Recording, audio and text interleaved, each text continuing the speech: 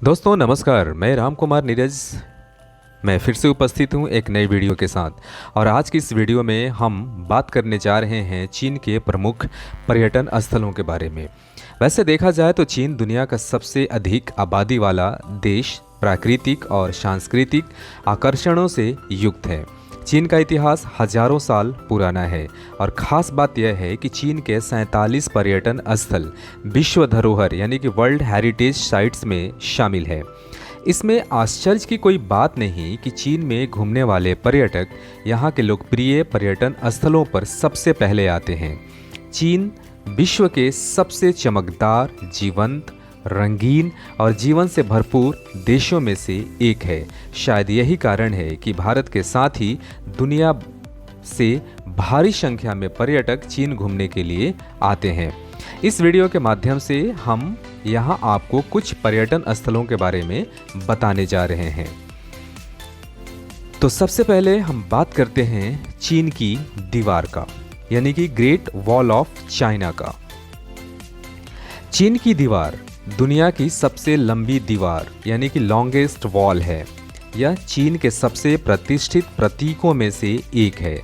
यह यूनेस्को की विश्व धरोहर स्थल के साथ साथ दुनिया के नए 7 अजूबों यानी कि new 7 wonders of the world में भी शामिल है।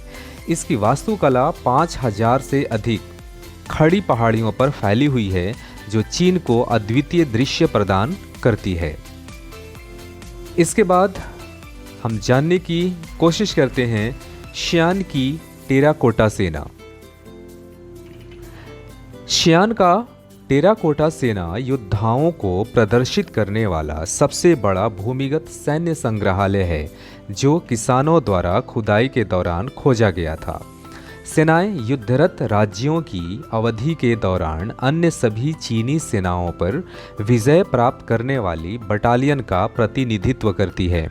यूनेस्को द्वारा 1987 में टेराकोटा सेना को चीन की विश्व धरोहर स्थल के रूप में सूचीबद्ध किया था। इस संग्रहालय में 4 मुख्य श्रेणियां हैं, जैसे रथ योद्धा यानी कि कैरियोट वॉरियर्स, पैदल सेना, इन्फैंट्रीमैन, घोड़सवार सेना और घोड़े। इसके बाद हम बात करने जा रहे हैं बीजिंग की फॉरबिडन सिटी के बारे में। पुराने समय में यह निषिद्ध शहर केवल अभिजात वर्ग के लिए था और यहाँ आम लोगों को प्रवेश वर्जित था। द पैलेस म्यूजियम के नाम से प्रसिद्ध फॉरबिडन सिटी 1911 तक 560 वर्षों से मिग और किंग राजवंशों का शाही महल था। बीजिंग की फॉरबिडन सिटी चीनी वास्तुकला यानी कि आर्किटेक्चर का भव्य प्रदर्शन है, जिसमें 8000 से अधिक कमरे और सुनहरे छत हैं। यह 24 सम्राटों का भी घर था।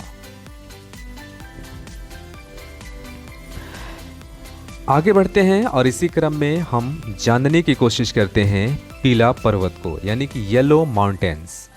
पूर्वी चीन में स्थित शंघाई और हांगजो के करीब येलो पर्वत चीन के सबसे अच्छे 3 राष्ट्रीय उद्यानों में से एक है। यह अपनी विषम आकार की चट्टानों यानी कि रॉक्स, अजीबोगरीब चीड़ के पेड़ों, बादलों के समुद्र और गर्म झरनों के कारण चीन में सबसे अधिक चित्रित और छायांकित पहाड़ है। कहा जाता है कि चीन के अलौकिक पूर्वज येलो सम्राट वहां रहते हैं। 1990 में यूनेस्को ने येलो पर्वत को विश्व धरोहर की सूची में शामिल किया था।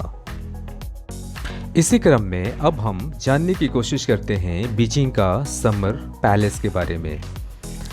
बीजिंग का समर महल मूल रूप से 1750 में बनाया गया था, लेकिन 1860 में युद्ध के दौरान नष्ट हो गया था।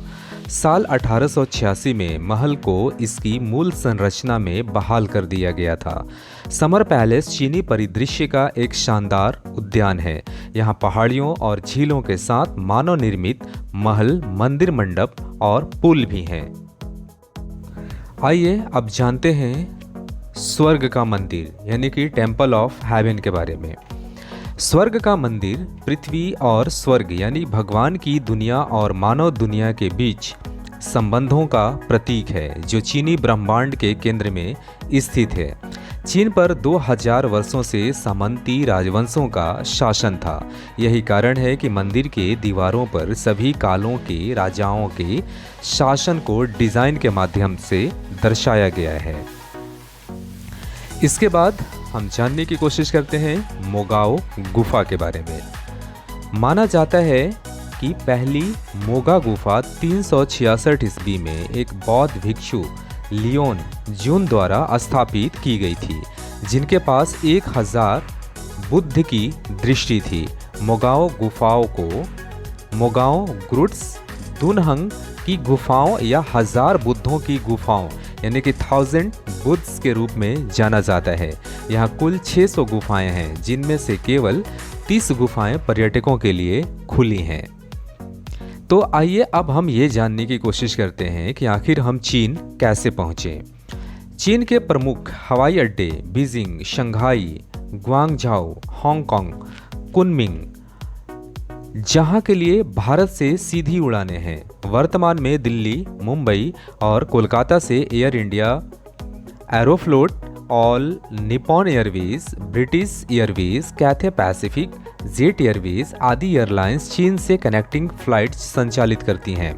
आप इन एयरलाइन से चीन के विभिन्न एयरपोर्ट पर पहुंच सकते हैं।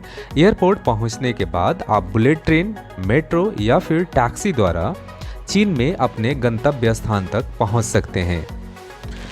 आपकी जानकारी के लिए बता दें कि आप भारत से चीन लगभग 2.5 से 6 घंटे की हवाई यात्रा करके पहुंच सकते हैं। आइए अब हम जानते हैं कि चीन की यात्रा करने का सबसे अच्छा समय कौन सा है। अगर आप चीन की यात्रा करने की योजना बना रहे हैं तो सबसे पहले आपको चीन के मौसम और जलवायु एवं यात्रा करने का सबसे अच्छा समय जान लेना चाहिए। चीन और भारत दोनों ही सामान्य मानसून जलवायु के हैं, लेकिन चीन में शुष्क, ड्राई और सर्द मौसम सबसे लंबा होता है।